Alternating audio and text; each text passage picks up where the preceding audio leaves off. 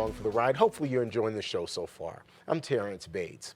The Republican Party of Texas, chaired by Matt Rinaldi, is declaring an invasion on the Texas border, even calling on Governor Greg Abbott to do the same, along with all Texas counties. So far, 9 counties and 1 mayor have done so already, and more are expected to follow suit. Abbott has previously stopped short of declaring the border crisis an invasion, but has expanded the state's response, including using state law enforcement to apprehend illegal migrants and return them to their entry points.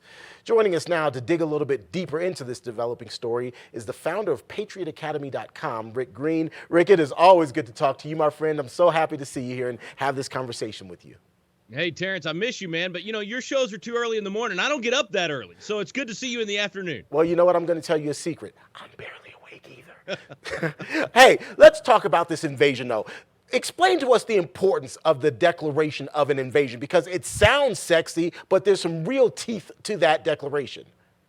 Yeah, this is, it's huge and it's important. We've been talking about it for years here in Texas. Many of us, that do Constitution classes have been trying to educate folks on Article 1, Section 10. Since the federal government's failing at Article 4, Section 4, it's time for the states to step up under Article 1, Section 10, Clause 3, and declare an invasion so that the state can do the job that the federal government is not doing. Now, fortunately, Kari Lake picked up on this. She has been advocating for the same thing throughout her campaign since she won the primary and will likely be the new governor of Arizona in January. We expect her to do that. She says she'll do it the day she gets sworn in. I believe her.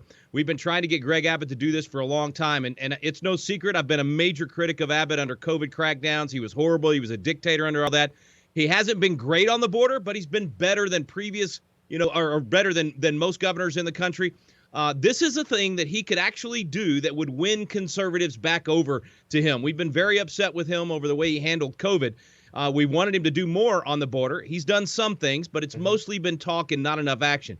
This is the one thing he could do where I would get back in his column. I would cheer him on if he did this. It's perfectly constitutional. There's no reason not to do it. He could have done it from the day Biden stopped building the wall. I hope that he will finally do it.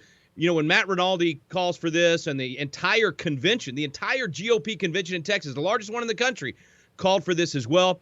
And Matt Rinaldi's the best state chairman we've had in my entire lifetime. I think the governor should listen up and take this bold step. Rick, why do you think the governor has been reticent to do this? I mean, he has stepped in. He has really kind of taken things into his own hand in terms of law enforcement and enforcing the border. So it seems like this would be the next logical step. Yeah, he's been real reticent on this for years. He's bolder now than he has been in the past. Listen, Governor Abbott was a Supreme Court justice. He was a district judge before that. There's the Arizona, U.S. v. Arizona case that says that states can't do this. Now, that was a Supreme Court case. That's not the actual Constitution. And Scalia, in the dissenting opinion on that, said the court is wrong here. Absolutely, states have the sovereignty to do this and should do this. I think the makeup of the court today would uphold this action.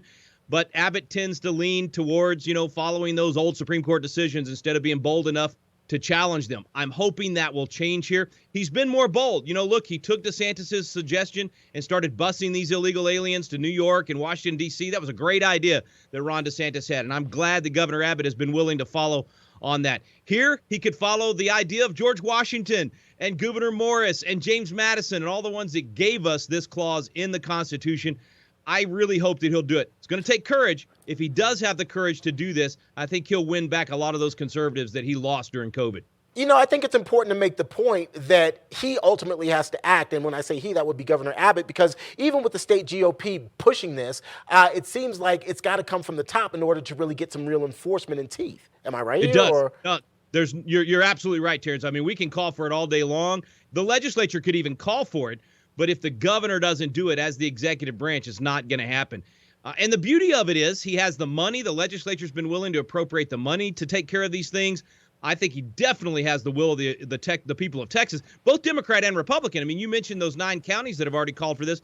Some of those are Democrat-led counties that are calling for this. There's Democrats all over the border in South Texas that are switching to Republican because of how the Biden administration has created this debacle. And when I say debacle, Terrence, it's evil what's happening at the border. I mean, we're talking child rapes. We're talking all kinds of sex trafficking, the fentanyl coming across, the people that are dying. It's horrific, and it's all because of Biden's policies and because Greg Abbott has not done what we could do in Texas. So Abbott has a chance to stop this and become a hero to Texans. Let's all encourage him to do that. It would be a bold step, the right step. It would save lives, and it would get him some political favor as well. It's a win-win for everybody except Joe Biden.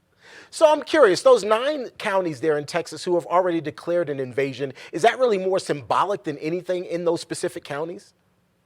Yeah, it is. I mean, they're basically calling and asking for the governor to do that, try to give some political, momentum for him. And this is something that, look, nobody's ever done this. This has not been done. It's been in the Constitution. It's been available to us, but we haven't done it before. I would say at this point, what are we at? About 2.5 million that have come across the border since Joe Biden was sworn into office, maybe even 3 million at this point, because we've got the gotaways. There's probably over 1 million of the gotaways that we don't know who they are or where they went. And so at this point, it is an invasion. I mean, there's just no doubt about it. And the human suffering that's being caused as a result of it. This isn't about somebody wanting to come over here and just work and do better for their family and send money back to their family.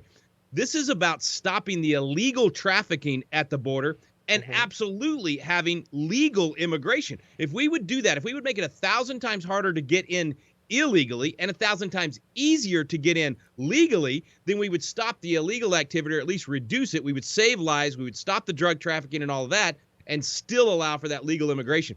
Texas has the ability to do that. I think Arizona will start doing that in January. And who knows, New Mexico may have an upset on their governor's race. Can you imagine if you had those 3 border states implement this? We could put a stop to the pain that's happening down there. In the short term, though, I want to pick your brain a little bit about the idea of busing some of these migrants up north to Washington, D.C., to New York. It makes headlines. It gets people's attention. It's fun to watch. But is it really just a Band-Aid? I get you're overrun with immigrants. You got to do something. But it seems like just a Band-Aid to a major issue of blood that's just gushing throughout our country. Most of the actions that some of these governors and others have taken over the last couple of years, I've said, was just for the press conference and just to get the headline. This one, though, is actually moving opinion of even those on the left. So you have the mayor of New York, you have the mayor of Washington, D.C., crying uncle at this point. They're saying, oh, my, this is so difficult to deal with. We don't know how we're going to deal with this. And what they've received at this point, Terrence, we get every day. What they've gotten over 2 months on these buses, we get every single day in Texas. So I think it is helping. It's moving the needle because it's causing people that don't live on the border or aren't part of a border state to have to understand a little bit better what we're dealing with. And remember, what they're getting, we're actually taking and busing to them, not the drug cartels and not the fentanyl and not the child sex trafficking. We're just busing to them the numbers of people. They're not having to deal with the worst of it. They're getting the easiest part of it, and they're already crying uncle. I think that will help put pressure on Washington, D.C. in terms of Congress and even the White House, and maybe cooler heads will eventually prevail, and Congress will finally say, we've got to do something about this. Fair point. Let's hope it does, in fact, happen. Rick Green, always good to see you, my friend.